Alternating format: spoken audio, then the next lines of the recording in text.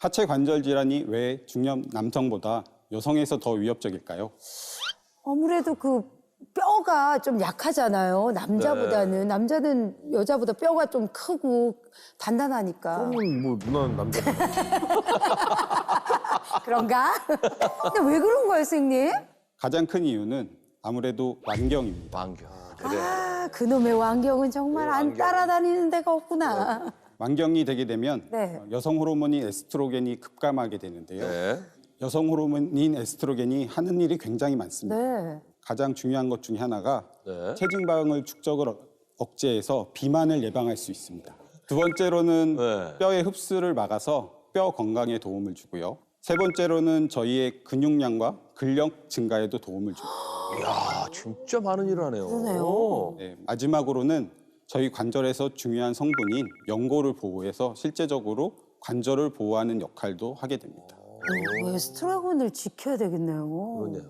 속상하겠다. 아, 어떡하죠? 살은 찌고 뼈는 약해지고 관절이 약해지고. 그러면 우리 누나 같은 분들 특히 조심해야 될 부위는 어딘가요? 첫 번째로는 가장 위쪽에 있는 고관절입니다. 고관절. 예. 이 고관절은 저희 몸에 있는 단일 개체 중에는 가장 큰 관절입니다. 그쵸.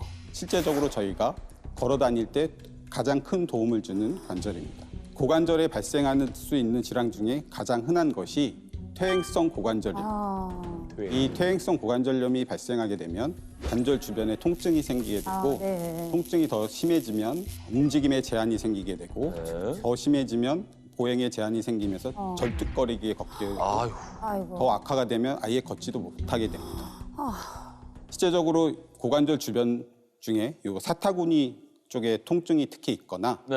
다리의 움직임이 제한이 있거나 특히 양반 다리가 힘들어지면 고관절 쪽에 문제가 있음을 의심해 봐야 됩니다.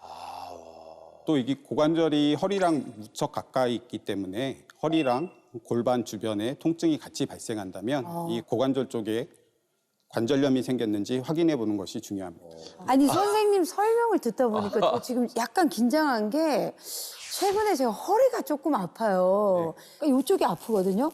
그러면은 저렇게 고관절에 어떤 문제가 있을 수도 있다는 얘기죠. 그게 골반 뒤쪽에서 이 옆쪽까지 이어져서 통증이 같이 있다면 나 지금 약간 그래요, 이쪽에. 이쪽에. 이 누나 고관절염 왔네. 네, 이 옆쪽에서 이 앞쪽까지 이어지면 확실하고 이 옆쪽에 주로 있으면 허리인지 골반, 고관절인지 간별 진단은 필요합니다. 어머머, 이거 검사를 좀 해봐야겠네. 앞쪽으로 왔어요? 앞쪽으로 오진 아직 않았어, 않았어요? 아직은. 다행이네. 두 번째로는 고관절 밑에 있는 무릎 관절, 가장 많이들 걱정하는 부위입니다. 네. 저희 무릎에 여러 가지 질환이 있을 수 있지만 네. 연골연화증이라는 질환이 있는데요. 이 연골연화증이란 쉽게 말씀드리면 연화, 즉 무릎 연골이 말랑말랑해지는 증상입니다. 원래 무릎 연골이 그러니까. 말랑말랑하지 않아요? 저희가 생각하는 것보다 탄성이 훨씬 더 있긴 하지만 웬만한 압력으로는 변형이 생기지 않는 정도의 강도를 가지고 있습니다. 아, 그래요? 실제적으로 이 딱딱한 연골이 말랑말랑하게 변하는 것 자체가 이제 연골 손상의 1단계가 되겠습니다. 연골 손상이 1단계가 생겼을 때 반복적인 충격이나 외상이 가해지게 되면 이 말랑말랑한 현상이 더 심해지고 나중에는 긁히거나 벌어짐, 관절 연골이 없어지는 증상으로 악화가 될 수 있습니다. 저는 당연히 충격이 받으려면 이렇게 말랑말랑 뭔가 해야 건드줘야 되니까 말랑말랑 해야 되는 줄 알았거든요. 그러면 연골 연화증이 진행이 되면 어떻게 돼요? 결국은 그게 더 진행이 되면 더 넓게 연골 손상이 펴지면서 퇴행성 관절염이 되게 됩니다. 아이고. 퇴행성.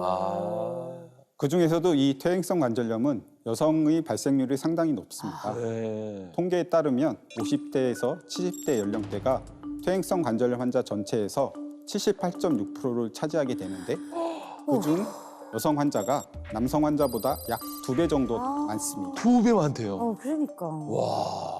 관절염도 저희가 크게 4기로 나누게 됩니다. 네.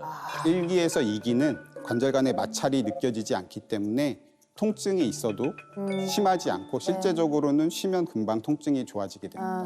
3기와 4기 상태가 되게 되면 개태골과 경골이 서로 맞닿게 되게 되고 저희가 관절을 움직일 때마다 뼈와 뼈가 서로 맞닿기 때문에 심한 통증을 유발할 수밖에 없습니다. 막 어느 정도냐면 그 무릎 주변을 칼로 이렇게 도려내는 정도로 아프다고 하긴 하더라고요. 네, 맞습니다. 뼈랑 뼈끼리 맞히는 순간은 너무 아파서 걷지도 못하고 바로 주저앉을 정도로 심하게 통증을 느껴요. 어떡하면 좋아.